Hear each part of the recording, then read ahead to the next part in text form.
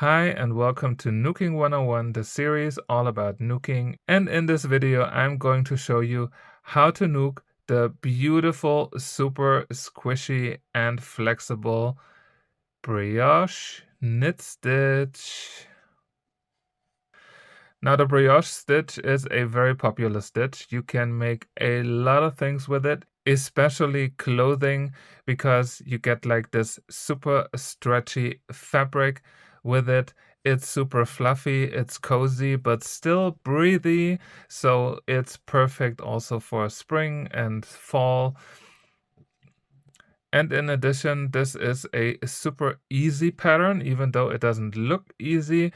For nooking, this is a 1-row repeat, and you only need knit stitches and no purl stitches, so this is like an absolute dream, and you get such a dreamy texture. And now I will show you how to nook the brioche knit stitch. So for the brioche stitch, you would need an even number of stitches. In my case, in this example, I started with 20 stitches. And what I would also recommend you is to make a little double knit border on the left and on the right, just to give it a little bit of stability, because the brioche stitch is a very stretchy, very wide stitch. So it's always good to like block it a little bit from the sides to not go all the way. So the first 3 and the last 3 stitches are then for my border, and in between I have my 20 stitches that I will use for the brioche stitch. And now I will show you how to start it. First, I'm going to pick up my first loop, and the first stitch of my border is a knit stitch, and then I will just take my yarn to the front, just like for double knitting, pick up the next loop, and the third loop, for the third loop I will take the yarn to the back again and slip stitch, and now I can start with my brioche stitch. For knitting, this is personally I think a little bit more difficult than with nooking. So the brioche stitch works as follows. You take the yarn and wrap it around to the front, then you just pick up the next loop, and then you take the yarn to the back and make a knit stitch in the next stitch. So it's okay when you get like this little cross here, like the 2 loops over each other. This is completely fine. And this is what we basically repeat right until we have 3 loops left. So again, the yarn over the hook from the back, grab the next loop, take the loop to the back and knit stitch. Again, here you see the little cross. Then yarn over the hook, grab the next loop, yarn to the back and knit stitch. Yarn over the hook, pick up the next loop, yarn to the back and knit stitch. Yarn over the loop, over the hook, to the back again and knit stitch. Yarn over the hook, pick up the next loop and knit stitch all the way.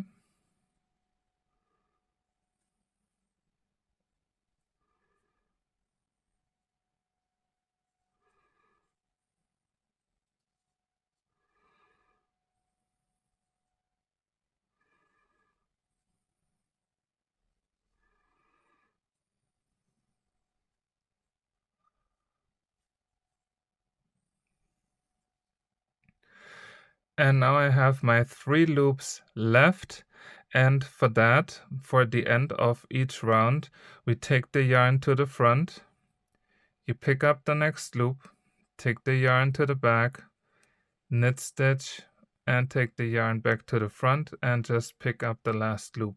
So the beginning and the end is really all about the border, and here you can also see what happens with all those yarn overs that we made. we can now release our helper yarn and slide our work through, because now we are good to go with our second round or second row. And we start our border like we did it before. We go into the first stitch and knit stitch. Then we take the yarn to the front, pick up the next loop, yarn to the back, and knit stitch. And now we have the exact same repeat, except that for the knit stitches, we are going to make the knit stitches under both of those loops, the crossed ones from the previous round. So again, we yarn over, grab the next loop, push the yarn to the back, and then go under both of those loops or under the cross and knit stitch. Again, yarn over the hook, pick up the next loop, yarn to the back, and then pick up both of those loops from the cross. Again, yarn over the hook, pick up the next loop, and knit stitch through the next all the way until we have 3 loops left.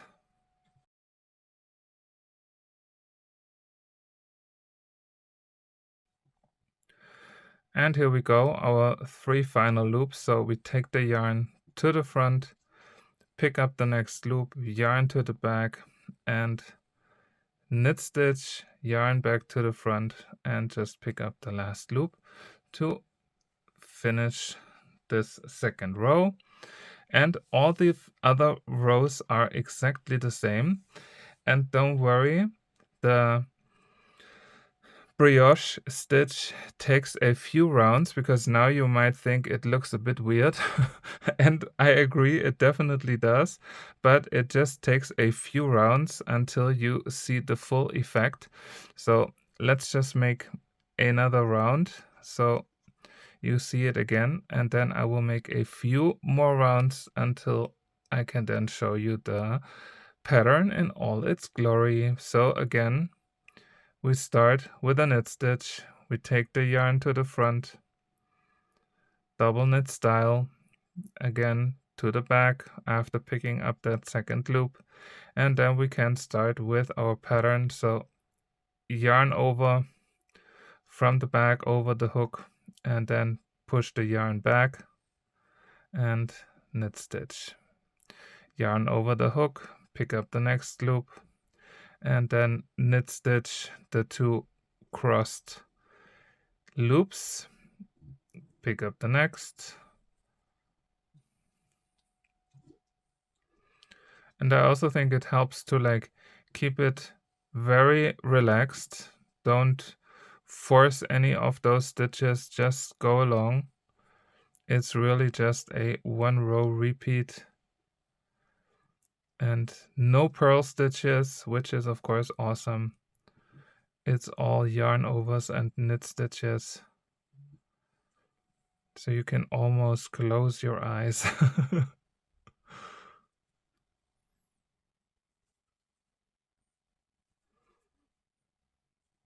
And our last set, here we go.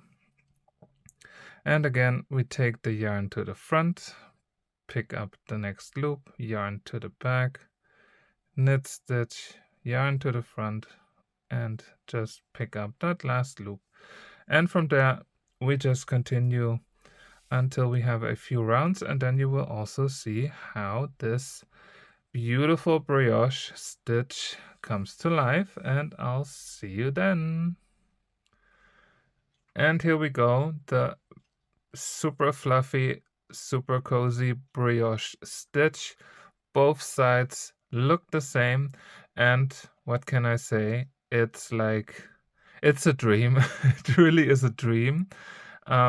You can stretch it in all directions, and it looks absolutely magnificent, and it's super squishy and beautiful. And I still can't believe how simple it is to make this beautiful, very textured stitch. and I know you will have lots of fun making it yourself. Thank you so much for watching. If you want to learn more about knooking, make sure to subscribe to my channel and to check out my Knooking 101 playlist, where you will find all the short little video tutorials about how to nook. Happy nooking! Bye!